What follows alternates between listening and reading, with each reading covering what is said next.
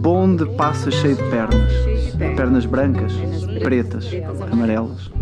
Para que tanta perna, meu Deus? Pergunta meu coração. Porém, meus olhos não perguntam nada. Mundo, vasto mundo. Se eu me chamasse Raimundo, seria uma rima, não seria uma solução. Mundo, vasto mundo. Mais vasto é o meu coração. É o meu coração. A diferenciação entre o português brasileiro e o português europeu é um assunto que sempre esteve presente na linguística brasileira. Mesmo antes da linguística ter se constituído como ciência, as pessoas já se perguntavam isso, né? Por que aqui é assim, por que lá não é assim? A partir de 1980, se procurou com mais rigor essa diferença e se procurou também explicar essas diferenças. Por que essas duas línguas aparentemente estão se afastando? Que época que isso começou? E quem foi que deu o pontapé na bola? Alguns linguistas acham que o português brasileiro começou a se diferenciar a partir do século XIX. Mas com o desenvolvimento da pesquisa, se verificou que não, que nós estamos muito mais continuando o português que recebemos, é o português do século XV. Porque foi esse português que os colonos aprenderam a falar lá em Portugal antes de fazerem a travessia. Então aí mudou um pouco a interpretação. Não seria o português brasileiro que estava se afastando do português europeu, mas o contrário.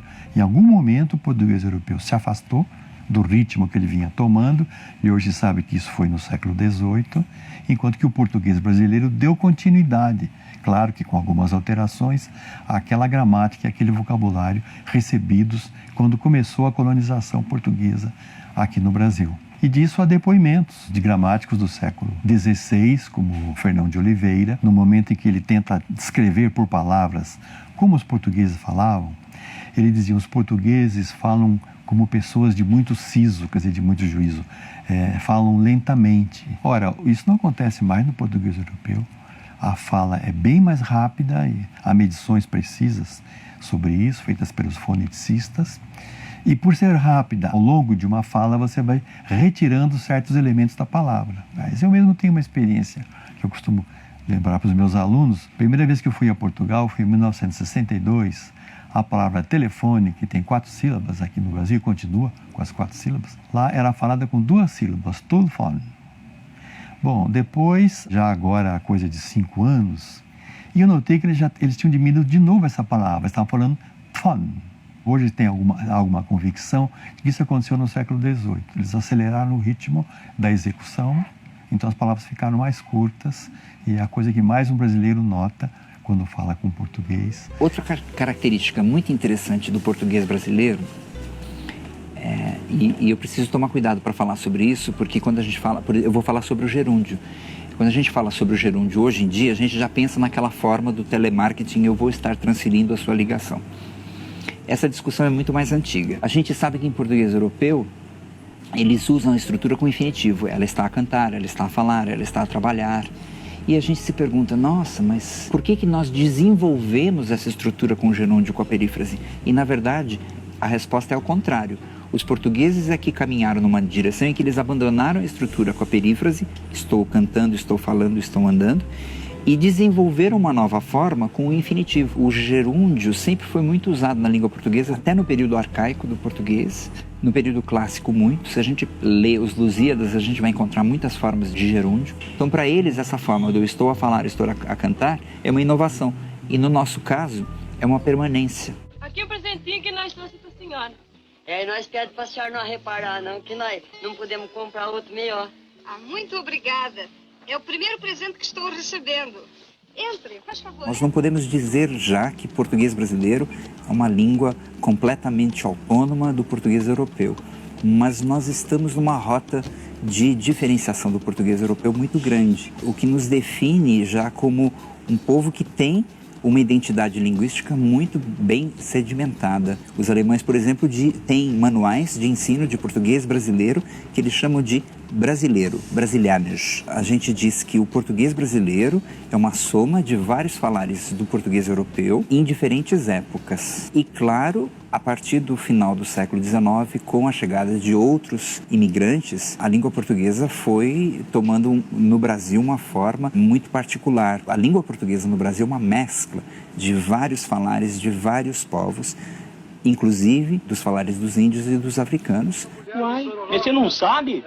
O Inhomané, aquele homem da venda, ele vê espírito, é vidente.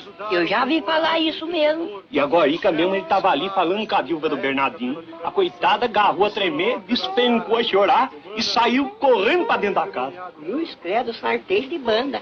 Não tem medo de assombração? Para se perceber a diferença das variedades do português do Brasil pelo nosso território, primeiro olhar é olhar para a história social, é observar exatamente como se deu a expansão do português. Um dos focos de expansão do português é São Paulo. A variedade que surgiu no contato linguístico do branco com as línguas indígenas aqui no Planalto de Piratininga, no século XVI. No século XVII e XVIII, essa variedade se expandiu para o centro-oeste por via fluvial ou terrestre e para o sul também pela Rota dos Tropeiros, tendo como base essa história social. O professor Heitor Megali, em 1995, pensou em constituir um projeto de pesquisa que se expandisse com pesquisa em São Paulo, Minas Gerais, Mato Grosso e Goiás. E o objetivo principal qual era? Percorrermos a trilha das bandeiras, coletando documento manuscrito e coletando oralidade. Trabalhar mesmo de garimpo, trabalhei desde 1941 até 74.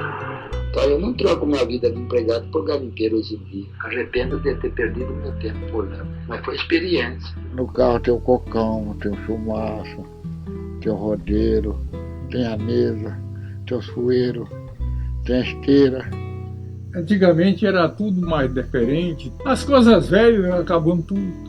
No São João teve no dia 26, mas foi tão bonito. O meu dia era festeiro e não pôde ir porque o menino quebrou a perna. Um elemento interessante do português brasileiro, principalmente aqui no Sudeste, é o R caipira, né? Nós podemos nos perguntar de onde surgiu esse R caipira, porque os portugueses não falam o R caipira. Marcolina! Abre a porta, bem, sou eu, já estou de volta. O retroflexo surge desse contexto do contato da língua portuguesa com a língua indígena, mas do tronco macro-G. Contexto migratório, de contato linguístico depois disso aí, pode ter favorecido a manutenção do retroflexo no interior. Na verdade, o R caipira, ele era falado na vila de São Paulo durante o século XVIII. A gente tem provas disso. Recentemente a gente encontrou pessoas escrevendo, por exemplo, isso não é nem para o bem nem para o mar. E aí quem lê esse documento pensa assim, mas mar, na verdade é o mar do R caipira, que é o mal, né? Então é uma reprodução do dialeto caipira, digamos assim, se a gente puder chamar de dialeto caipira. Ele se espraia por Minas, Mato Grosso, ele vai em direção ao sul do Brasil, passando pelo Paraná. As margens dessa rota não se fala o R caipira, é como um caminho estreito, justamente por onde passaram os bandeirantes, o que é mais uma pista de que provavelmente, como os bandeirantes também levavam índios, eles colaboraram para a difusão desse dialeto caipira.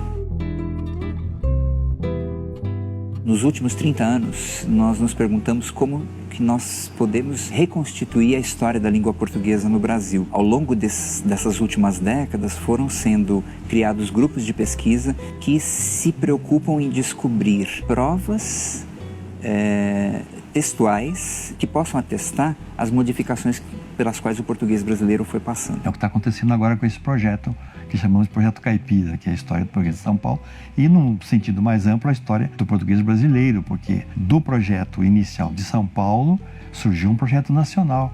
Hoje nós somos 14 equipes, mais de 200 pesquisadores. E tem um grupo específico de pesquisadores que se dedica àquilo que a gente chama de linguística de corpos. É um veio da linguística que se preocupa em reunir um grande conjunto de textos representativos de um determinado grupo ou de determinados grupos que possam trazer elementos para descobrir regularidades, regras para uma determinada época. Se a gente pensar na linguística de corpus, de um corpus histórico, né, de textos históricos. Temos descoberto muitas propriedades do português brasileiro por conta desses projetos coletivos, porque uma pessoa sozinha não faz isso. Quando estava em andamento o projeto de gramática, nós chamamos as principais figuras que tinham feito grandes gramáticas. Invariavelmente, todos eles diziam, mas espera aí, vocês estão combinando aqui pessoas que trabalham em teorias diferentes? É assim, funcionalista, gerativista, tico-tico no fubá. Mas como é que vocês convivem?